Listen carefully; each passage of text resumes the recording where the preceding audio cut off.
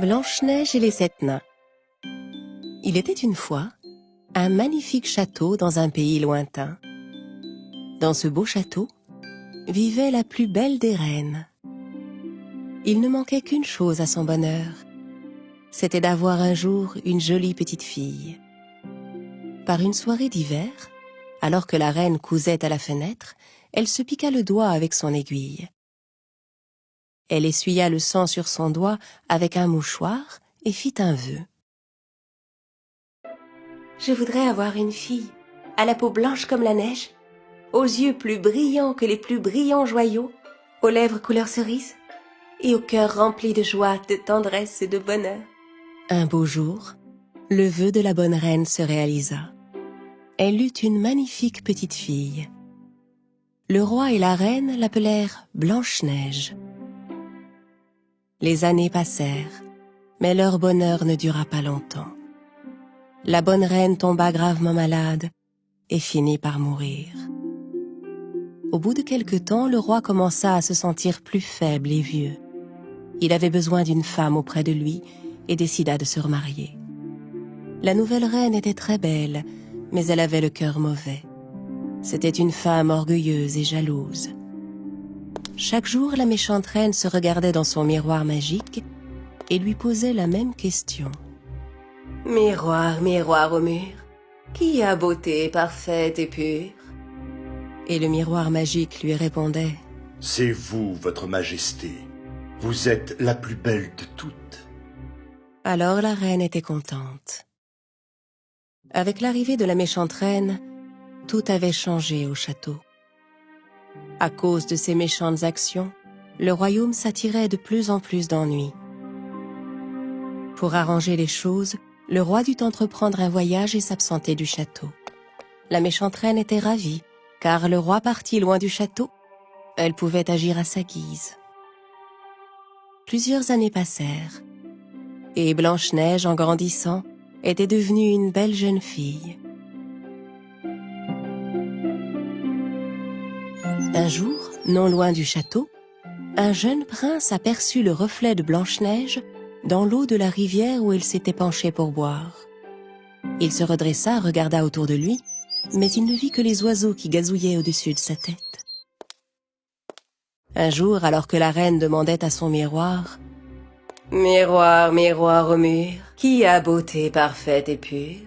Le miroir répondit Eh bien, désolé, majesté, mais la plus belle de toutes, ce n'est plus vous.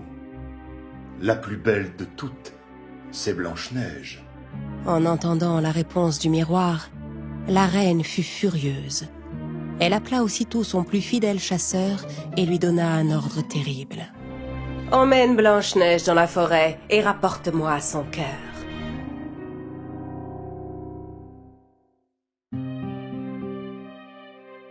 Les soldats amenèrent Blanche-Neige auprès de la reine.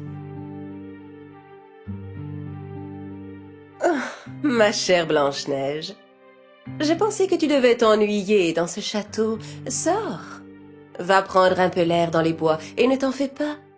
Mon plus fidèle chasseur veillera sur toi. » Le chasseur conduisit Blanche-Neige au cœur de la forêt. Il devait obéir aux ordres de la reine.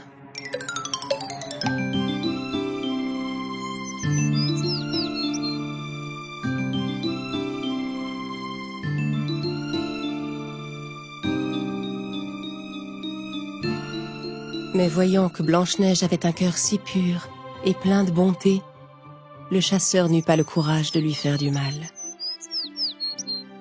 Il la mit en garde et lui dit de ne plus jamais revenir au château. Et au coucher du soleil, il la laissa dans les bois et partit. Blanche-Neige était effrayée, seule dans la sombre forêt. Elle s'assit sous un arbre et se mit à pleurer.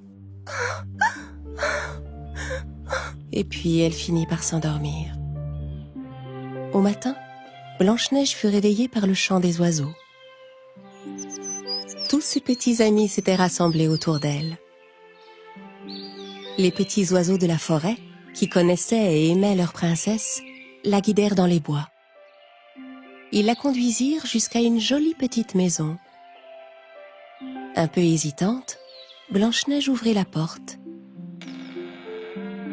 Tout était tout petit dans la maison, et elle était tout en désordre. Blanche-Neige se demandait bien à qui pouvait appartenir cette maison, mais elle n'avait nulle part où aller. Elle décida de tout nettoyer.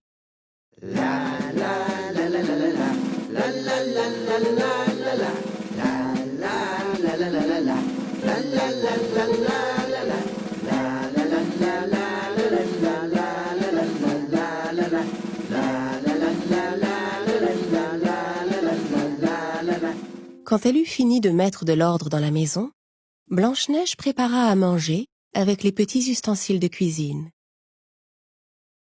Comme toutes les autres choses de la maison, les lits étaient tout petits. Mais Blanche-Neige était si fatiguée qu'elle tombait de sommeil. Elle se dit qu'aucun mal ne pouvait lui arriver dans cette maison, et s'endormit sur des lits qu'elle avait rapprochés. Le soir venu, les 7 nains à qui appartenait la charmante maison rentrèrent de leur travail. Quand ils entrèrent dans la maison, ils furent tout étonnés. Toute la maison était propre et rangée, et il s'y répandait une délicieuse odeur. Simplet voulut se servir un bol de soupe, mais il en renversa par terre. Prof essaya de comprendre ce qu'il se passait. Il y a quelque chose de louche dans toute cette histoire. Qui a fait tout ça? Après une bonne nuit de sommeil, je suis sûr que je pourrai éclaircir ce mystère, dit Dormeur en bâillant. Les 7 nains montèrent sans bruit à l'étage. En entrant dans leur chambre, ils furent stupéfaits. La plus belle jeune fille qu'ils aient jamais vue dormait sur leur petit lit. Alertée par le bruit, Blanche-Neige se réveilla effrayée.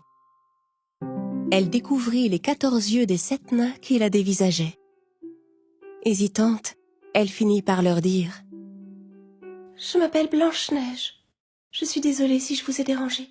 Je ne voulais rien faire de mal. » Ça ne fait aucun doute, parce que si c'était le cas, jamais vous n'auriez rangé notre maison et cuisiné pour nous, répondit Prof, et il les présenta tous. Nous sommes les 7 nains. Voici Joyeux, Grincheux, Simplet, Atchoum, Timide, et moi je suis Prof pour vous servir. Et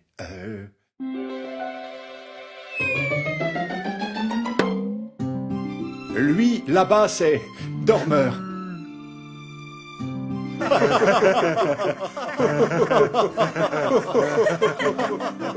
Blanche-Neige était si heureuse d'avoir rencontré 7 nouveaux amis. Elle leur raconta tout ce qui lui était arrivé. Les 7 nains étaient désolés d'entendre son récit. Ils lui proposèrent de rester avec eux. Blanche-Neige accepta de rester et les aida autant qu'elle le pouvait. Ils menaient tous ensemble une vie heureuse et paisible. Malheureusement, leur bonheur ne dura pas longtemps.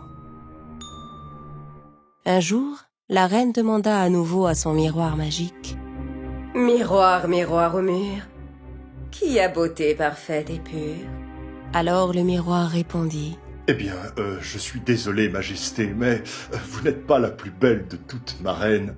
C'est Blanche-Neige qui est la plus belle. La reine avait cru que Blanche-Neige était morte. Comprenant qu'elle avait été trahie par le chasseur, elle décida de finir le travail elle-même. Ce matin-là, comme tous les matins, Blanche-Neige disait gaiement au revoir aux 7 nains qui partaient au travail. Prof lui répéta ses recommandations. Et surtout n'oublie pas, si jamais un inconnu vient frapper à la porte, en notre absence, ne lui ouvre sous aucun prétexte. C'est promis, prof. Mais vous ne soyez pas en retard. Alors que Blanche-Neige préparait le dîner, on frappa à la porte.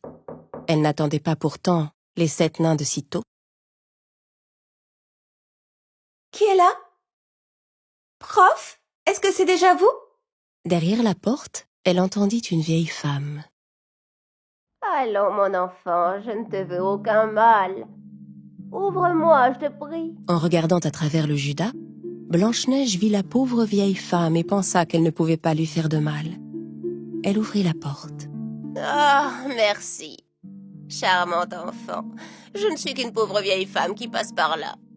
Si tu pouvais m'offrir un bol de soupe, je te serais infiniment reconnaissante. Blanche-Neige fit entrer la vieille femme et lui servit un bon bol de soupe chaude.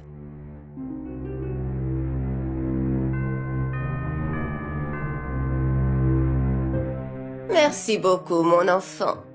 Je n'ai pas d'argent à te donner, mais je peux t'offrir une de ces délicieuses pommes rouges que j'ai dans mon panier.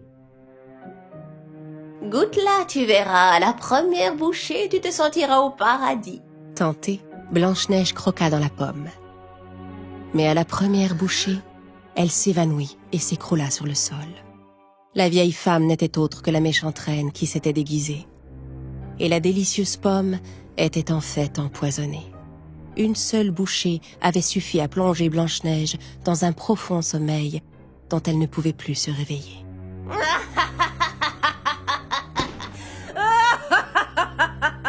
En rentrant à la maison, les 7 nains découvrirent Blanche-Neige étendue sur le sol. Et Prof trouva la pomme tombée à côté d'elle. La pomme qu'elle a croquée doit être empoisonnée. C'est sûrement un coup de la reine. Même dans son profond sommeil, Blanche-Neige était si belle que les 7 nains l'allongèrent dans une boîte en verre qu'ils placèrent en haut d'une colline pour que tous ses amis de la forêt puissent continuer de l'admirer. Un jour, le prince vint à passer dans la forêt où Blanche-Neige était endormie. Ses amis les oiseaux le conduisirent à l'endroit où elle se trouvait pour qu'il puisse la voir. Le prince n'en croyait pas ses yeux. La belle princesse qu'il avait aperçue dans le reflet de l'eau et qu'il n'avait jamais pu oublier était étendue devant lui. Il souleva le couvercle de la boîte et lui donna un baiser. À cet instant, les rêves de Blanche-Neige et du prince se réalisèrent enfin. Leur amour réussit à vaincre le sortilège et Blanche-Neige ouvrit les yeux. Au même moment, ayant appris tout ce qui était arrivé à sa fille, le roi brisa le miroir magique et ordonna qu'on chasse la méchante reine du château. Blanche-Neige put enfin rentrer chez elle et retrouva son père. Le roi organisa pour sa fille et le prince une merveilleuse noce. Le roi, Blanche-Neige, le prince et les 7 nains vécurent heureux pour toujours.